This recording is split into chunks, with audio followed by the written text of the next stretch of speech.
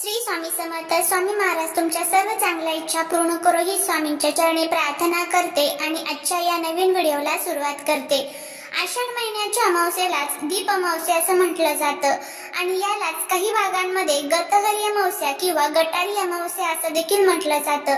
आपल्या हिंदू धर्मात अमावस्येला फार महत्त्व आहे. या दिवशी भगवान विष्णूंची विधीपूर्वक पूजा केली जाते. आषाढ महिन्यात येणाऱ्या अमावस्येचे महत्त्व अधिक आहे.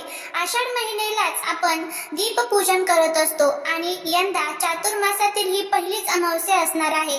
आणि बघा, ही अमावस्याच्या तिथीचा जो शुभ मुहूर्त आहे म्हणजे तिथीचा प्रारंभ हा 24 जुलै गुरुवार सकाळी 7:28 होणार आहे आणि तिथीची समाप्ती 25 जुलै शुक्रवार सकाळी 9:17 होणार आहे. आपल्या पंचांगानुसार आपल्याला अमावस्या ही 24 जुलै म्हणजेच गुरुवार या दिवशी साजरी करायची आहे. अमावस्या तिथी ही महिन्यातून एकदा येते. हिंदू धर्मात अमावस्या तिथींना विशेष महत्त्व दिले जाते. या दिवशी पितरांच्या आत्म्याला शांती मिळवण्यासाठी काही दिवशी तर्पण आणि पिंडदान देखील केले जातात. अमावस्या तिथीला पवित्र नदीमध्ये स्नान करण्याचे विशेष महत्त्व आहे. नदीत स्नान केल्यानंतर पितरांना नैवेद्य अर्पण केला जातो.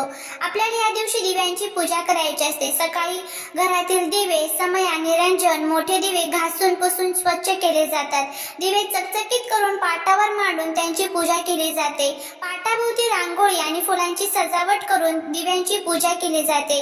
काही ठिकाणी ओल्या मातीचे दिवे तयार केले जातात. काही ठिकाणी गव्हाच्या पिठापासून दिवे तयार केले जातात आणि त्यांनी आपल्या घरातील दिव्यांना औक्षण केलं जातं. हळद कुंकू फुले अक्षता वाहून दिव्यांची पूजा करण्यात येते. अनेक जण कणकेचे उकडलेले गोड दिवे बनवून त्याचा नैवेद्यही दाखवतात. सायंकाळी सर्व दिव्यांची आरती केली जाते. अनेक ठिकाणी सायंकाळी शुभम करोती ही प्रार्थना लहान मुलांकडनं म्हणून घेतली जाते आणि लहान मुलांना देखील या दिव्यांनी ओवाळलं जातं, कारण लहान मुले ही वंशाचा दिवा असं मानलं जातं आणि त्यामुळेच ही ओवाळण्याची प्रथा आहे. हिंदू संस्कृतीमध्ये दिव्याला फार महत्त्वाचे स्थान आहे. घरातील इडापिडा टळावी, अज्ञानाचा अंधकार दूर व्हावा आणि दिवा प्रकाश देतो तसा ज्ञानाचा प्रकाश सर्वांच्या आयुष्यात पडावा या प्रार्थनेसहित दिव्यांची मनोभावे पूजा केली जाते. आषाढ अमावस्येला एक महत्त्वाचं काम जे आहे तर ते आपल्याला चुकून या दिवशी करायचं नसतं. या तिथीला केलेल्या कामाचं फळ आपल्याला मिळत नाही. हा दिवस पितरांना समर्पित आहे. अशा परिस्थितीत कोणतेही शुभ कार्य या दिवशी करू नये. अमावस्येच्या दिवशी महत्त्वाच्या वस्तूंची खरेदी विक्री टाळावी. घरातील तापमान वाढ मुंडन शुभ कार्य करू नका, कारण यामुळे अशुभ परिणाम घडू शकतात. अशा पद्धतीने संपूर्ण आपल्याला आषाढ महिन्याची जी अमावस्या आहे तर ती पाळायची आहे किंवा आषाढ महिन्याच्या अमावस्येच्या दिवशी आपल्याला हे अशा पद्धतीने दीपपूजन जे आहे तर ते करायचं आहे. आणि त्याचबरोबर आपल्याला हा जो एक अतिशय प्रभावी असा उपाय जो आहे तर तो करायचा आहे. गुरुवार दीप अमावस्येच्या दिवशी आपल्याला गाईला ही एक वस्तू खायला घालायची आहे, जेणेकरून आपल्या जीवनातील सर्व पितृ आपले तृप्त होतील, आपल्याला भरभरून आशीर्वाद देतील, आपल्या मुलांच्या जीवनातील अडचणी संपून जातील, त्याचबरोबर दारिद्र्य संपेल, आपली अडकलेली कामे मार्गी लागतील. असा हा प्रभावी उपाय आपल्याला करायचा आहे. आता हा उपाय किंवा याला आपण सेवा देखील म्हणू शकतो. तर ही कशा पद्धतीने करायची आहे, किती वाजता करायची आहे, त्याचबरोबर कुठे करायची याबद्दलची संपूर्ण माहिती आज या व्हिडिओमध्ये मी तुमच्या सोबत शेअर करणार आहे. त्यामुळे व्हिडिओ हा स्किप न करता शेवटपर्यंत पाहत राहा. चॅनलवरती नवीन असाल तर सबस्क्राईब करा आणि असेच नवनवीन माहितीपूर्ण व्हिडिओ पाहण्यासाठी बेल आयकॉनलाही प्रेस करा, म्हणजे माझ्या सर्व नवीन व्हिडिओचं नोटिफिकेशन तुम्हाला मिळेल आणि तुम्ही एक पण व्हिडिओ मिस करणार नाही. त्याचबरोबर कमेंटमध्ये जय माता लक्ष्मी लिहायला विसरू नका, जेणेकरून माता लक्ष्मीची तुमच्या कुटुंबावरती मुलांवरती अगदी भरभरून कृपा होईल. बघा, अमावस्येच्या दिवशी आपण अनेक प्रकारचे शुभ कार्य टाळतच असतो, पण असं म्हणतात ना की आषाढी अमावस्येच्या दिवशी मांसाहार हा प्रत्येक ठिकाणी केला जातो, पण चुकूनही या दिवशी मांसाहार करू नये असं म्हणतात, कारण या दिवशी आपण आपल्या घरातील दिव्यांचं पूजन करत असतो आणि त्याचबरोबर श्रावण महिन्याची सुरुवात सुद्धा आपल्या दीपपूजनानेच होत असते.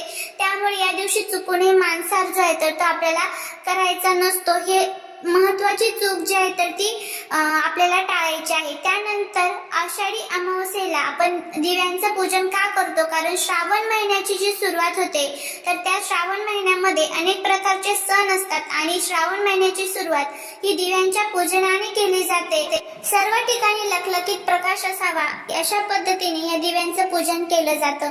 आता बघा, तुम्ही खूप कष्ट करताय, मेहनत करताय, पण तरी तुमच्या कष्टाला, मेहनतीला नशिबाची साथ मिळत नसेल. घरामध्ये आलेला पैसा हा घरामध्ये टिकत नसेल, सतत तो अडचणी, अडथळे, आजारपण यामध्ये खर्च होऊन जात असेल. त्याचबरोबर तुमचा एखादा व्यवसाय आहे, व्यापार आहे, त्यामध्ये तुम्हाला यश मिळत नसेल, प्रत्येक काम तुमचं हे यशस्वीरित्या मार्गी लागत नसेल, अनेक अडचणी, अडथळे हे तुमच्या प्रत्येक कामामध्ये येत असेल. त्याचबरोबर घरामध्ये तुम्हाला काहीतरी वाईट शक्तींचा त्रास जाणवत असेल, एखादा शत्रू असेल, तो तुमचा ओळखीचा असू शकतो किंवा अनोळखी असू शकतो, पण या शत्रूचा त्रास तुम्हाला होत असेल, तुमच्या मुलाबाळांना होत असेल, त्यामुळे घरामध्ये सतत आजारपण येत असेल, पती पत्नीमध्ये भांडण, कटकट, वादविवाद होत असेल आणि अशा तुमच्या ज्या काही अनेक समस्या असतील, धनप्राप्ती, लक्ष्मीप्राप्ती, शत्रुपीडा, बाधा दूर करण्यासाठी आणि त्याचबरोबर तुमच्या मनातील इच्छा पूर्ण करण्यासाठी तुम्हाला हा जो उपाय आहे तर तो करायचा आहे. अगदी साधा सोपा हा उपाय आहे. हा उपाय जर तुम्ही केला तर नक्कीच तुम्हाला याचा फायदा होईल. आता उपाय कसा करायचा आहे ते आपण बघूया. त्यामुळे व्हिडिओ आवडला नक्कीच चॅनलला सबस्क्राईब करा.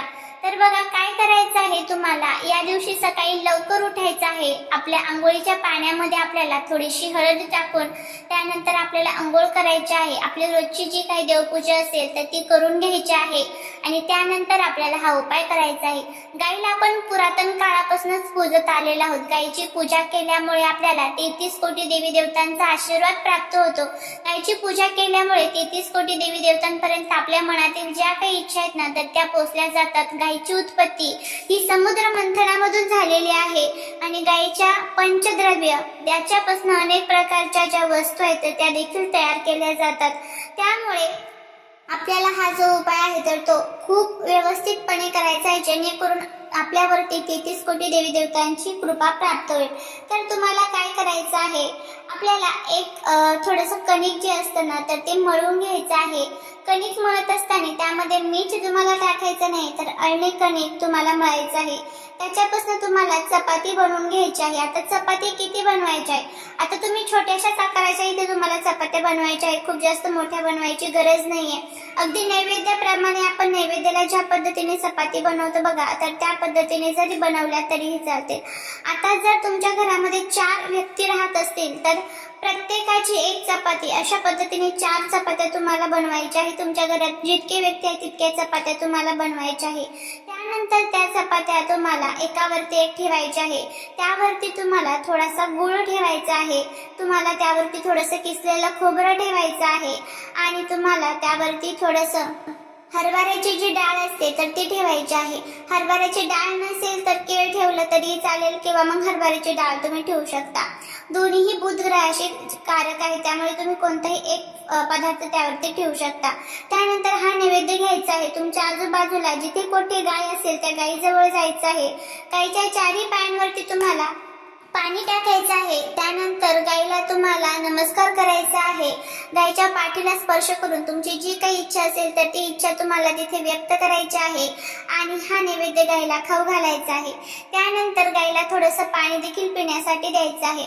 अशा पद्धतीने आपल्याला हा जो उपाय आहे तर तो करायचा आहे. तुमच्या घरात पितृदोष असेल, ज्यामुळे तुमचे काम अडलेली असेल, तर सर्व कामं तुमची ती मार्गी लागतील. असा हा प्रभावी उपाय आपल्याला दीप अमावस्येच्या दिवशी करायचा आहे.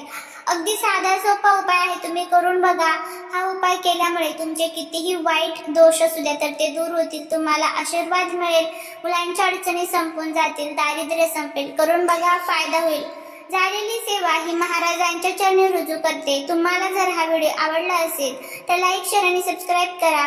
भेटूया पुढच्या एका छानशा नवीन व्हिडिओ सोबत, एका नवीन माहिती सोबत. श्री स्वामी समर्थ.